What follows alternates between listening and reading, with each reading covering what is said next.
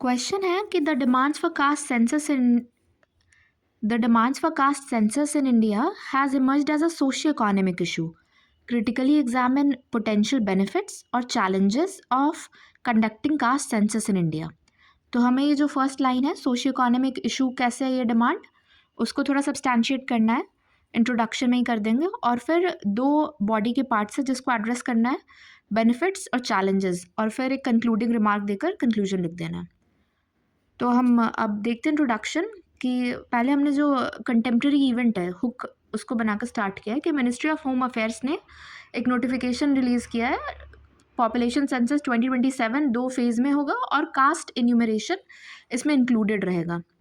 अब ये देखते हैं कि सोशियो मोटिव इशू इंडिया में जो कास्ट सेंसस का डिमांड है वो कैसे है।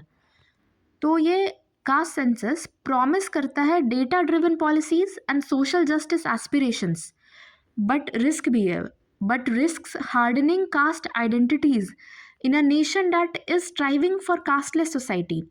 ये एनिलेशन ऑफ कास्ट एक बी आर अम्बेडकर के कोट में था कि इंडिया को स्ट्राइव करना चाहिए कास्टलेस सोसाइटी बनने के लिए, तो हम वहाँ कास्टलेस सोसाइटी बनना चाह रहे हैं, बट देयर आर चांसेस कि कास्ट आइडेंटिटीज़ हार्डन हो जाए इससे, इसलिए ये एक सोशियो मोटिव इशू है। अब बेनिफिट्स देखते हैं। फर्स्ट इज के अशोक वर्धान सर का 4 इम्पेरेटिव्स है। फर्स्ट इज सोशल कि understanding diversity, inclusive development. Second is administrative, effective resource allocation और एविडेंस बेस्ड पॉलिसी मेकिंग। फिर है legal, quantifiable data for effectiveness. एक केस था एम नागराज केस, ये SC/ST प्रमोशन के लिए था। इसमें सुप्रीम कोर्ट ने बोला था कि रिजर्वेशन पॉलिसी को ज़्यादा इफेक्टिव बनाने के लिए क्वान्टिफाइबल डेटा की ज़रूरत होती है। तो to implement and monitor reservations, article 15 और 16 में हमारे कॉन्स्टिट्यूशनल गोल्स को कंप्लीट करने के लिए क्वान्टिफाइबल डेटा होना ज़रूरी है। फिर एक और पॉइंट है कि एरर्स करेक्ट कर सकेंगे अगर हमारे पास एक सही बेटर डेटा होगा। तो जो टाइप 1 एरर है रॉन्गफुल इंक्लूजन का और टाइप 2 एरर रॉन्गफुल एक्सक्लूजन का, इसको हम रेक्टिफाई कर पाएंगे। नेक्स्ट पॉइंट इज मोरल, तो प्रिवेंटिंग एलाइट कैप्चर।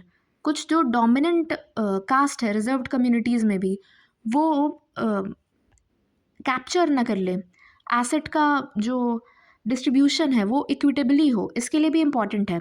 और इंडिया एक एथिकल केयर गिविंग स्टेट है, तो उसका जो अंत्योदय और सर्वोदय का रोल है, सबका बेस्ट हो पाए और जो लास्ट है लाइन में उसका भी भला हो पाए, इसका रोल इंडिया तभी वो कर पाएगा।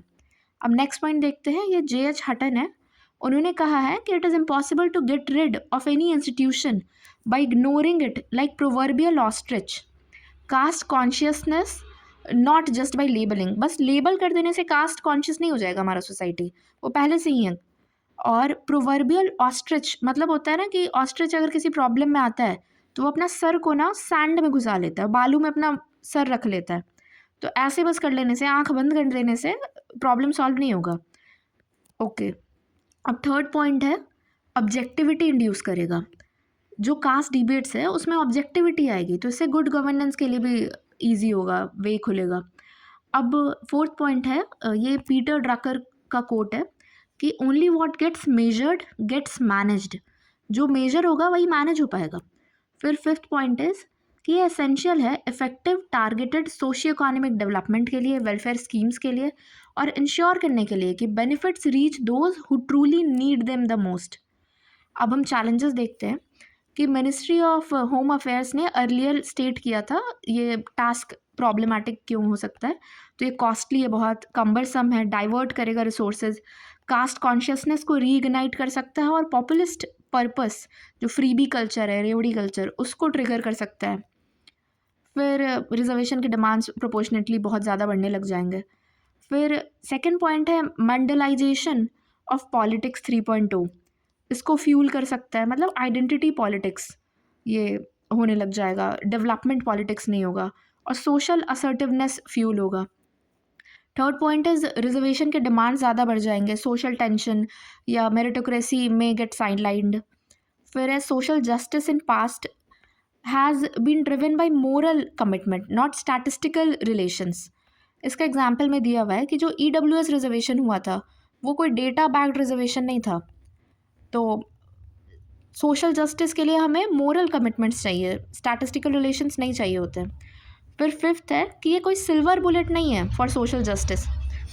इसके एग्जाम्पल में हम मेंशन कर सकते हैं कि जो 1951 के बाद से जितने भी सेंसस हो रहे हैं ना, सब में SC ST का डेटा आता है, बट स्टिल ये social ministry of social justice का डेटा है कि जो मैनुअल सीवेज वर्क करते हैं 92% वो पर्टिकुलर कास्ट के होते हैं, SC ST OBC होते हैं। तो सोशल जस्टिस का सिल्वर बुलेट नहीं है सिर्फ कास्ट सेंसस हो जाना, सिर्फ डेटा हो जाना। अब इसको कंक्लूड किया है हरीश वानखड़े सर के स्टेटमेंट से कि thus as stated by Harish Wankhede the need is of political will and empirical evidence without which caste census may remain inert। तो पॉलिटिकल विल और एम्पेरिकल एविडेंस के बिना कास्ट सेंसस का जो हम इफेक्ट चाहते हैं वो आ नहीं पाएगा, वो इनर्ट रह सके, ऐसा हो सकता है। इसलिए हमें political will, empirical evidence, effective policy making, targeted approach ये रखने की ज़रूरत है। ओके तो हमने देखा पहले इंट्रोडक्शन में कि जो कंटेम्प्रेरी इवेंट है पॉपुलेशन सेंसस 2027 का होने वाला है 2 फेज़ में, जिसमें कास्ट इन्यूमरेशन भी है। ये सोशियो मोटिव इशू है क्योंकि सोशल जस्टिस एस्पिरेशन और डेटा ड्रिवन पॉलिसी के साथ साथ ये कास्ट आइडेंटिटीज़ हार्डन करने का रिस्क भी रखता है, और एक कंट्री जो कास्टलेस सोसाइटी बनना चाहता है उसके लिए फिर ये क्वेश्चनेबल हो जाएगा थोड़ा। फिर के अशोक वर्धान सर के हमने इम्पेरेटिव्स देखे, सोशल, एडमिनिस्ट्रेटिव, लीगल और मोरल। इसमें M नागराज केस में जो सुप्रीम कोर्ट का क्वांटिफाइबल डेटा का नीड था और एरर्स रेक्टिफाई करने में हेल्प करेगा, इसके बारे में देखा। अंत्योदय सर्वोदय अचीव करने में हेल्प करेगा। फिर JH हटन का प्रोवर्बियल ऑस्ट्रिच के बिना हम बस रिड हम नहीं हो सकते बिना ब्लाइंडली बस इग्नोर करके और प्रॉब्लम को एट फेस देख कर नहीं। फिर ऑब्जेक्टिविटी इससे इंड्यूस होगा, गुड गवर्नेंस के लिए इंपॉर्टेंट है। पीटर ड्रकर का स्टेटमेंट देखा, जो मेजर होगा वही मैनेज होगा। Social justice, welfare scheme, socio economic development targeted effective way में हो और जो ट्रूली नीड करता है उससे तक बेनिफिट पहुँचे, इसके लिए इम्पॉर्टेंट है। फिर हमने देखा मिनिस्ट्री ऑफ होम अफेयर्स ने ये अर्लियर जो स्टेट कर रखा है कि टास्क कॉस्टली है, कम्बरसम, रिसोर्स डाइवर्ट करेगा, कास्ट कॉन्शियसनेस और पॉपुलिस्ट पर्पस के लिए यूज़ हो सकता है।